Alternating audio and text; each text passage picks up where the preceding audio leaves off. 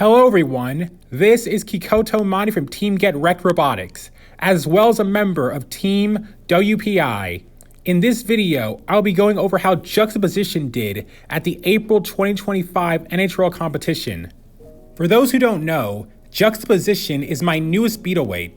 It features a vertical spinner on a lifting arm, and it's designed to get all the way underneath opponents and then lift the spinner upwards into their bottom armor. Since most bots don't have a lot of armor on the bottom, I believe attacking from below would offer a unique way to do damage that would be difficult to defend against. Juxtaposition has only ever fought at one other event before this, and that was the MIT Beetleweight event from December of last year. Overall, Juxtaposition had a decent showing at its first ever competition, going 1-2 but surviving the full 3 minutes in all of its fights. This new version of Juxtaposition is a massive improvement over the last one, but considering just how high the level of competition at NHRL is, I knew this experimental design would be put to the test against some very dangerous robots. This was proven to be true immediately, as Juxtaposition's first ever NHRL match would be against the legendary Caldera, one of the best beetleweights in the world. If you know anything about NHRL, then you know exactly who Caldera is. This deadly horizontal spinner is currently number 10 in the official NHRL rankings, and it has been dominating the circuit for the past 4 years, racking up an impressive record that includes 70 career wins. Needless to say, Caldera is a formidable opponent. I especially know this because I actually fought Caldera once before with my other beetleweight, Serial Killer. And while I did the best I could in that fight, Caldera was just too powerful and won the match in brutal fashion by ripping out Serial Killer's battery. Caldera then went on to win the entire event and claimed the Golden Dumpster as the March 30th NHRL champion. So if it wasn't already clear, Caldera is a really, really good robot.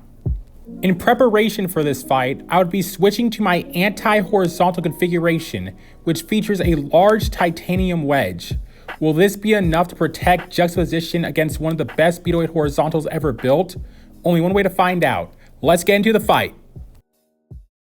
Juxtaposition is the first spinner built by Kikoto Mane. Kikoto is normally building really unique weapon types. Well, this still looks pretty unique to me. Not your everyday spinner.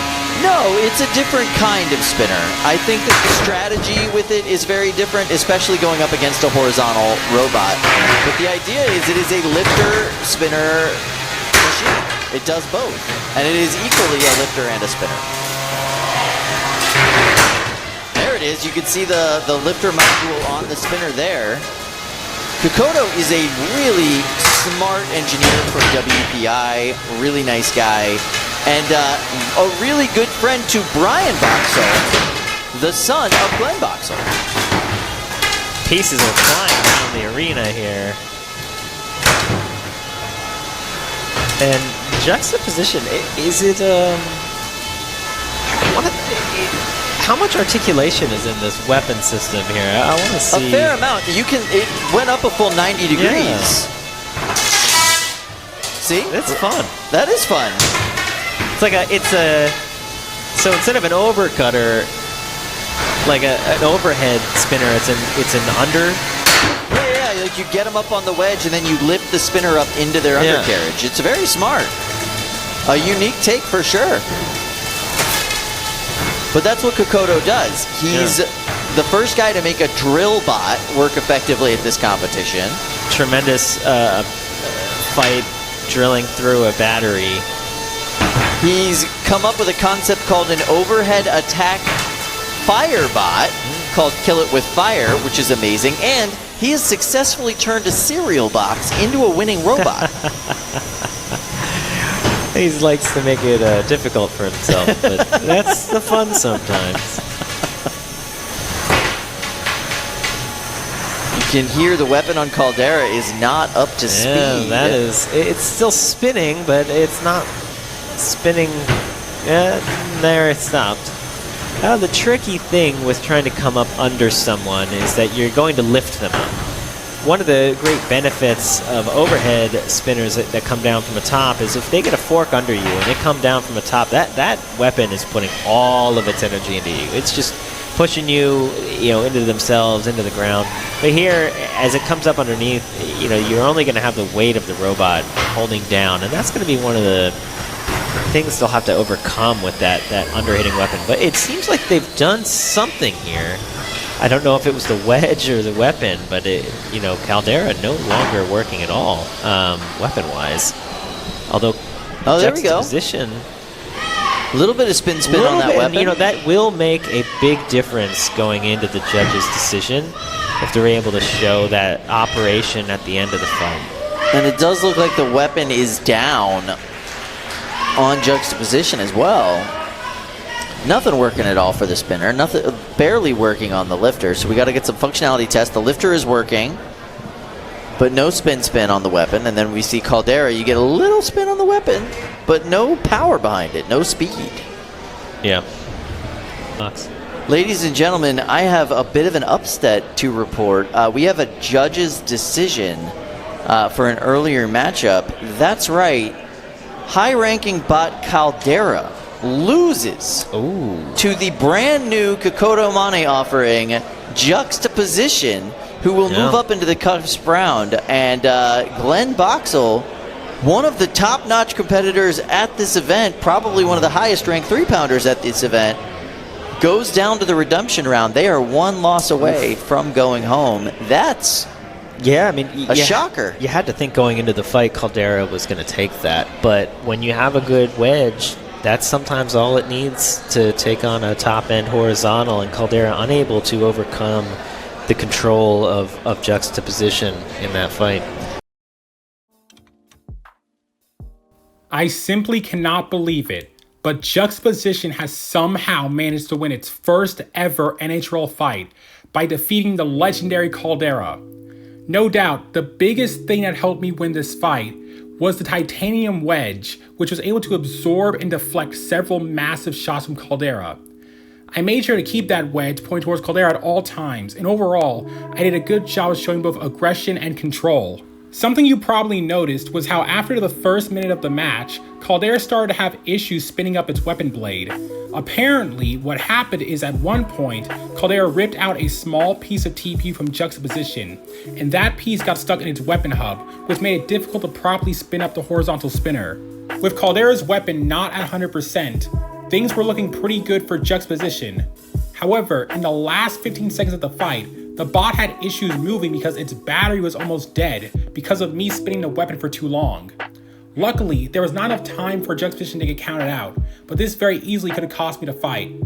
That's why going forward in future fights, I would no longer have the spinner on by default, and I would only ever spin up when I know I'm in a good position to get a hit in. As for this fight, despite Juxtaposition losing drive at the end due to a drained battery, the fact that Caldera's weapon had issues, combined with the control and aggression I showcased during this match, meant that the judges saw Juxtaposition as the victor and awarded it the win in what may just be the greatest upset I have ever been a part of.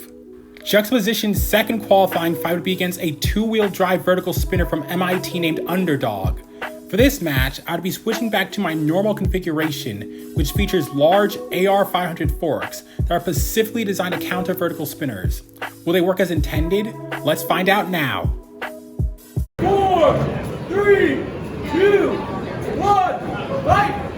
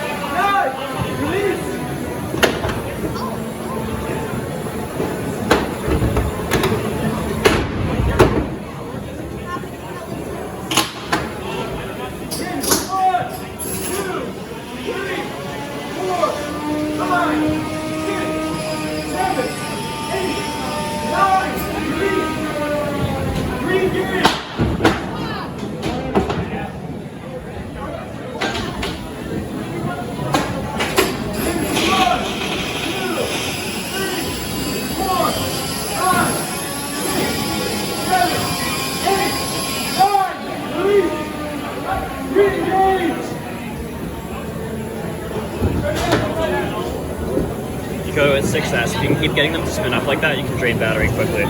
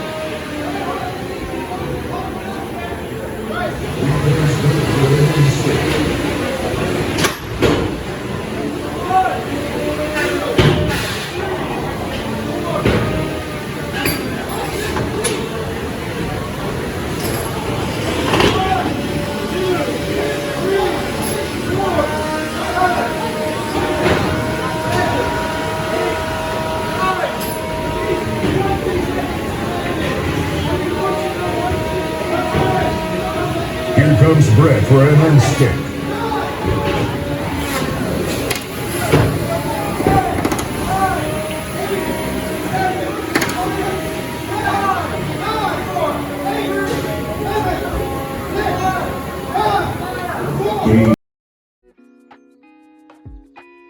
I gotta say, that fight went really well. The new forks worked perfectly and did a great job getting underneath Underdawg. Every single time we went head to head, I came out on top and my opponent just had no real way of fighting back. Throughout this match, Underdawg had almost no opportunities to do any significant damage to me.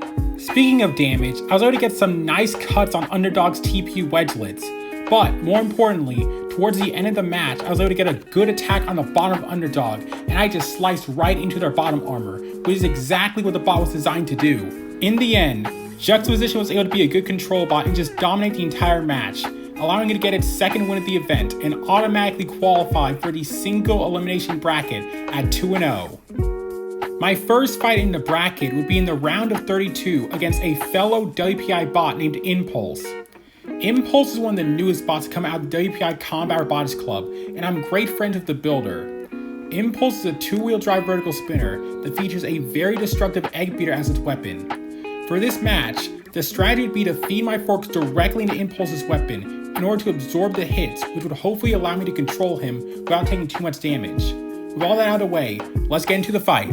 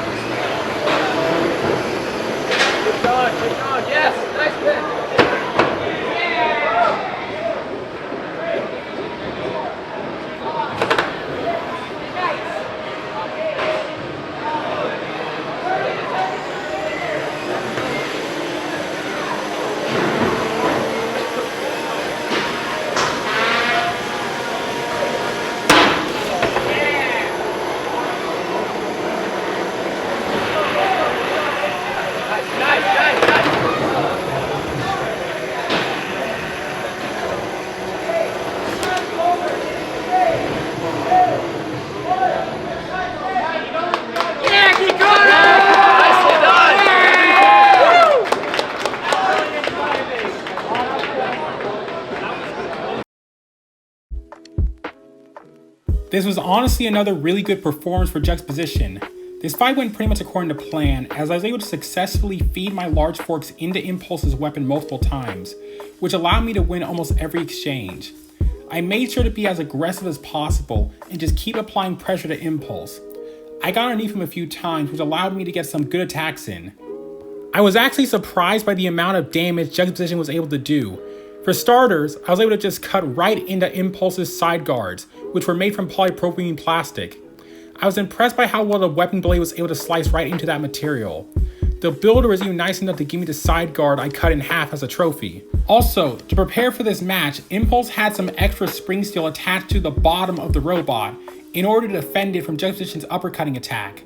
When I got underneath Impulse and brought up the weapon arm, I was able to rip off this piece of spring steel entirely and put a large gash in it. This piece was also awarded to me as a trophy by the builder. Overall, while Impulse put up a great fight, Juxtaposition was able to dominate in terms of damage, control, and aggression, allowing it to take the Juxtaposition and get its third win in a row. With that win, Juxtaposition moved on to the round of 16, where it would fight Strikepoint, one of the best beat-away hammer saws ever built. I do not have a good track record against hammer saws, and so I knew this match would be very difficult. For this fight, I would be switching Juxtaposition to its anti-hammer saw configuration, which features large TPU blocks to absorb hits from overhead attacks. In order to have enough weight for the extra top armor, I had to switch from the normal metal forks to the solid TPU forks. These TPU forks are very long, which would hopefully allow me to get underneath Strikepoint before he get underneath me. Will this new configuration work? Let's find out now. 3, 2, 1, fight!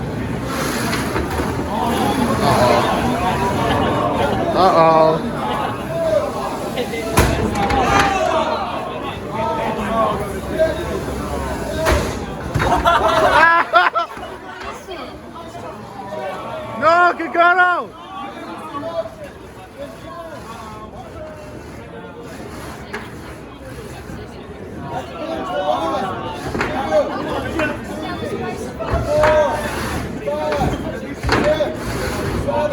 Kikoto, on stick!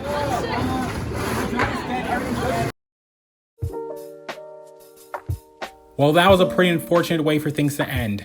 There isn't a lot to talk about for this fight. Even with my long forks, Strikepoint still won the first exchange, which got me in the worst possible position. Strikepoint fired a hammer saw which managed to slice right into the front of Juxtaposition, cut the wires to my back, and just kill power to the robot immediately. And just like that, Juxtaposition's run at NHRL comes to a brutal and violent end. Before we get to the end of the video, I just want to make it known that during this event, I also drove one half of the multibot named Titanium Hwhite's Cousins. This is a really cool multibot flamethrower created by Brian Mendocino, who offered me the chance to drive one of the bots and fight alongside him. The bot was so much fun to drive, and overall we did pretty well.